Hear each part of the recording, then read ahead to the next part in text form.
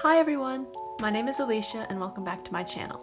This is my first video in my Art 101 series where I will go over art basics from the perspective of an art student. I've learned so much about art online and I hope to pass on the knowledge in a simple, easy to understand way. This video will be about shading in basic forms. Let's get started. First, we're going to learn about the 4 types of shading. The first type is hatching. You use a series of lines moving in one direction, vertically, to create your values. Starting off light, then slowly start applying more pressure to make it darker as you move to the right. The second is cross-hatching. It's hatching, but with lines moving in 2 different directions. It's the same process as hatching, but with overlapping diagonal lines moving from light to dark as you approach the right side.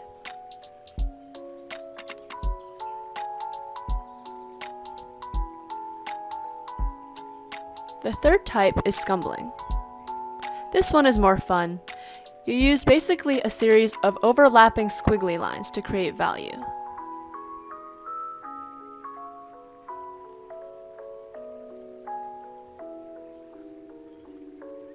The last method is what I call blending. I'm pretty sure that's not the official term, but that's what I like to call it anyways. You basically start off with hatching. Then you can use either your finger, or you can use a blending stump as I'm about to pull out. This is a blending stump. And then you use it to smooth out the harsh lines and create more of a gradient effect. That way, you smooth out any rough edges and make everything look nice and smooth. Those are the 4 types of shading. Now I'm going to show you some examples. Here I applied the 4 different shading techniques we discussed to 4 different spheres. Our first sphere is hatching. This involves vertical lines moving in one direction to create our values, light, medium, and dark. Our light source is coming down and hitting the shape from the top left corner for each of the spheres. This creates a drop shadow on the opposite side. Our second sphere is cross-hatching.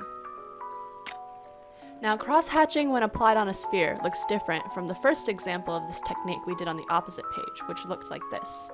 The lines were moving in 2 diagonal directions. For this 3-dimensional shape, we still have lines that are crisscrossing, but these lines are following the lines of the form. This creates the illusion of more volume. There are 2 different directions of lines in this shape. One is moving from the center highlight to the outside edges, like I'm doing here. This is our first direction.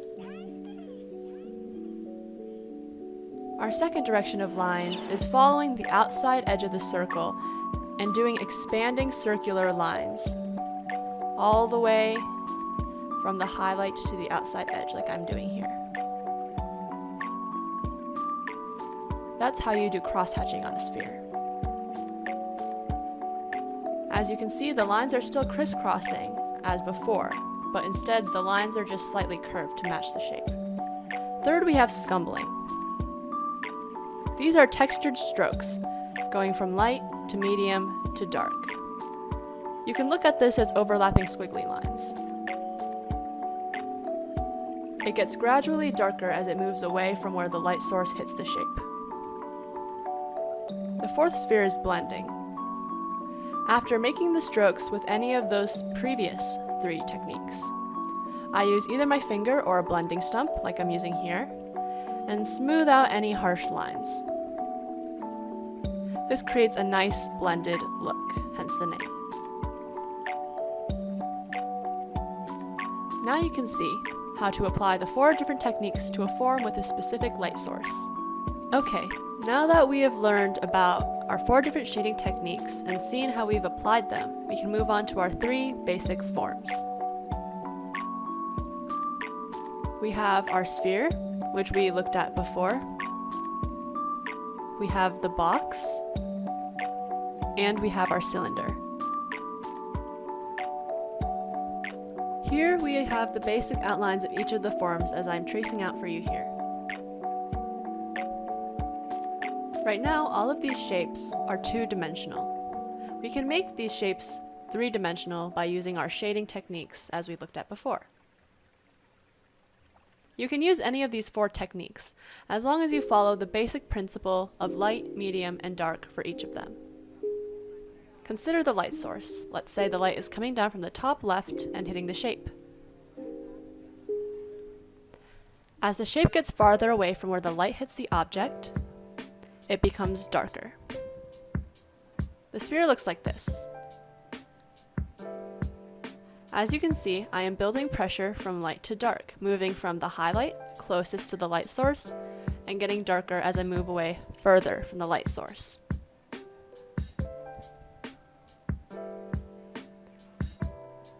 This furthermost edge is the darkest. That is called your core. The core is a little ways in from the furthest edge of the shape.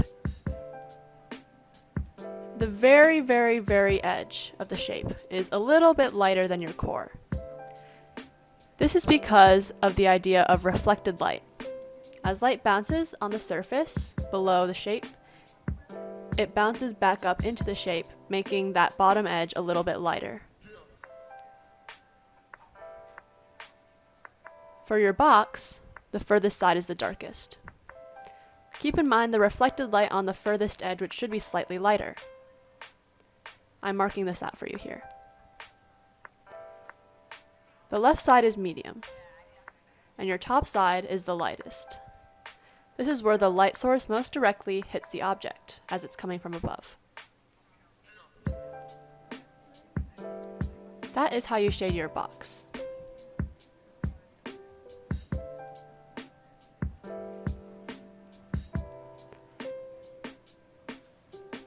Now for the cylinder, it's a combination of hard and soft edges. The dark side will be the furthest half of the round side of the cylinder. I'm marking out the core for you here.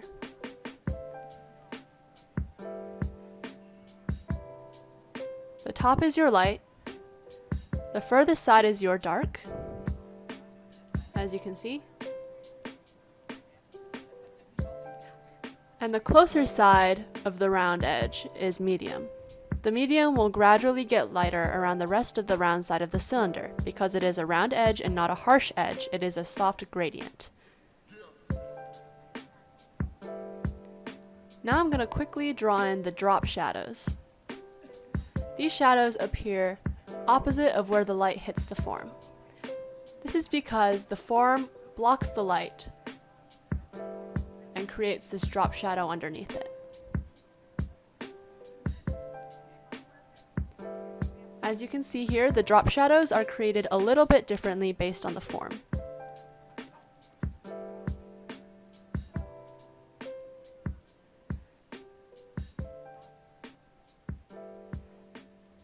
So here we've completed the basics of your 3 different forms, which you can use to create any complex shape in art, as long as you understand these basic shading principles of light, medium, and dark. And these are the 3 forms that you can use to create anything in art. These shading ideas you can use to create value in anything. And I hope that these basics were helpful to you. Thank you for watching! I hope after this video you have a better understanding of basic shading techniques and basic forms. Please like and subscribe if you found any of this helpful. Make sure to leave a comment with feedback, advice, or any content suggestions.